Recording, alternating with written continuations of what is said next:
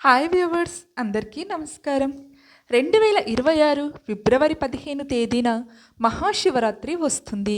ఈ మహాశివరాత్రి పర్వదినాన మీ మనసులోని కోరికలు నెరవేరాలని, ఆ పరమేశ్వరుని అనుగ్రహం పొందాలని కోరుకుంటే శాస్త్రోక్తంగా ఈ క్రింది విధంగా పూజలు చేయడం ఉత్తమం. శివుడు బోలాశంకరుడు అంటే స్వచ్ఛమైన భక్తితో చేసే చిన్న పూజకైనా ఆయన త్వరగా అనుగ్రహిస్తాడు. ఉదయాన్ని సూర్యోదయానికి ముందే తలస్నానం చేయాలి. వీలైతే నువ్వుల నూనెతో అభ్యంగన స్నానం చేయండి. శివుడు నిర్మలత్వానికి, శాంతికి నిదర్శనం. తెలుపు రంగు మనశ్శాంతిని, పవిత్రతను సూచిస్తుంది. అందుకే శివరాత్రి నాడు తెల్లని కాటన్ వస్త్రాలు ధరించడం అత్యంత శ్రేష్టమని భావిస్తారు. లేదా ఆధ్యాత్మికతను, జ్ఞానానికి, భక్తి భావం పెంపొందించడానికి పసుపు మరియు కేసరి రంగులు ప్రతీకలు.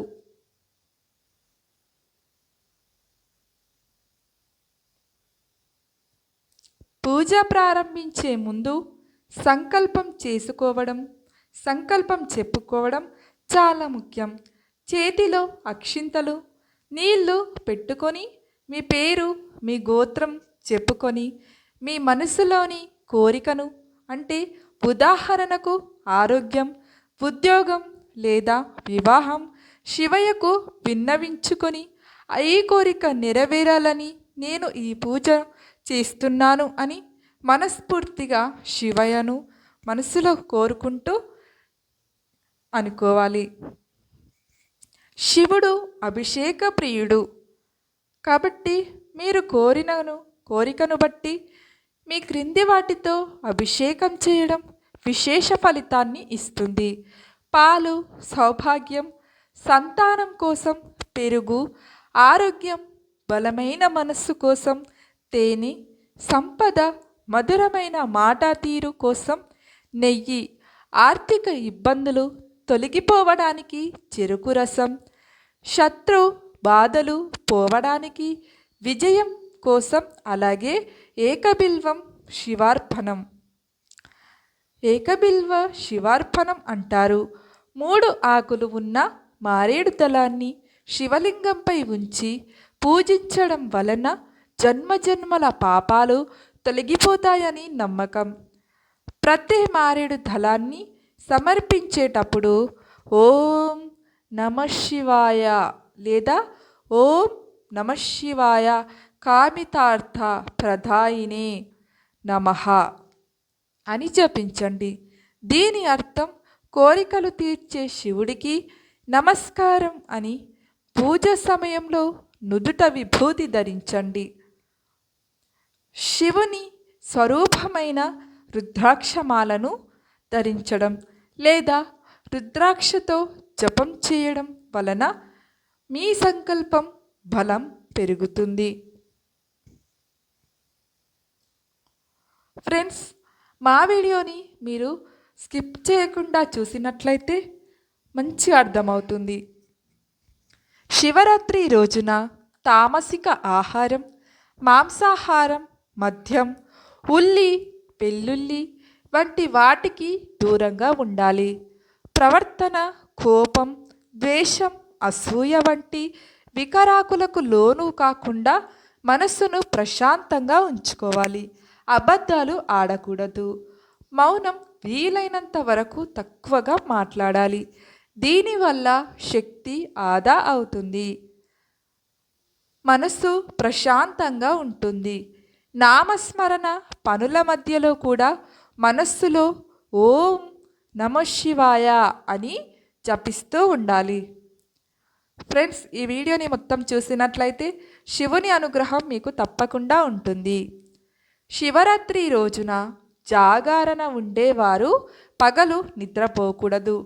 టీలు, కాఫీలు అతిగా తీసుకోకూడదు. 3 రకాలుగా ఉపవాసం ఉండొచ్చు.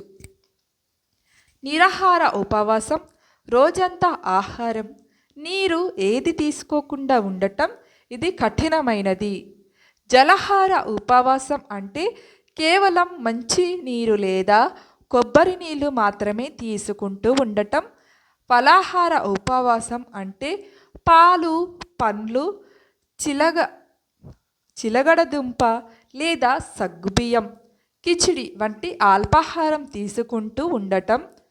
వృద్ధులు, అనారోగ్యంతో ఉన్నవారు ఇది పాటించవచ్చు. మీరు మొదటిసారి ఉపవాసం చేస్తున్నట్లయితే పాలు మరియు పండ్లు తీసుకుంటూ దీక్ష చేయడం ఉత్తమం. శరీరాన్ని మరీ ఇబ్బంది పెట్టకుండా భక్తిపై దృష్టి పెట్టండి. ఆరోగ్యం సహకరించని వారు, వృద్ధులు, గర్భిణీలు, రోగులు కఠిన ఉపవాసాలు చేయనవసరం లేదు. మంచి మనసుతో ఉపవాసం లేకుండా చేసిన శివయ్య ఆశీస్సులు ఉంటాయి. మనస వాచ శివుడిని స్మరించుకుంటే చాలు. మహాశివరాత్రి రోజున అర్ధరాత్రి 11:30 నుండి 1 గంట మధ్య సమయాన్ని లింగోద్భవ కాలం అంటారు.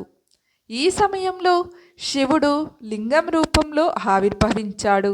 ఈ సమయంలో చేసే ప్రార్థనలు నేరుగా శివునికి చేరుతాయని, కోరికలు త్వరగా నెరవేరుతాయని పెద్దలకు నమ్మకం. మానసిక ప్రశాంతత కోసం ఓం నమః శివాయ అనే పంచాక్షరి మంత్రాన్ని 108 సార్లు జపించండి. అన్ని కోరికల సిద్ధం కోసం శివాష్టకం లేదా లింగాష్టకం పఠించండి.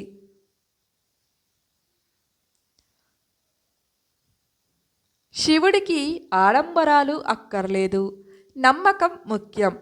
పూజలు చేసేటప్పుడు మీ మనస్సును పూర్తిగా శివునిపైనే లగ్నం చేయండి. శివాయ నమః, ఓం నమః శివాయ, ఓం నమః శివాయ నమః అని స్మరిస్తూ రోజంతా ధ్యాన ముద్రలో ఉండటానికి ప్రయత్నించండి.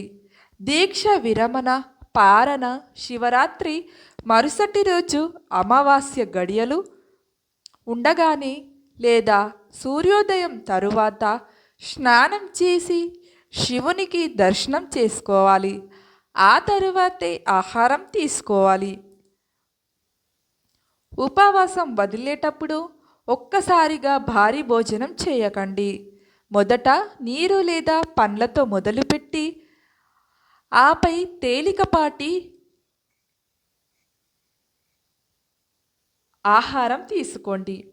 ఫ్రెండ్స్, మా వీడియోస్ కనుక మీకు నచ్చితే ఒక లైక్ కొట్టి షేర్ చేసి ఓం నమః శివాయ అని చిన్న కామెంట్ పెట్టండి.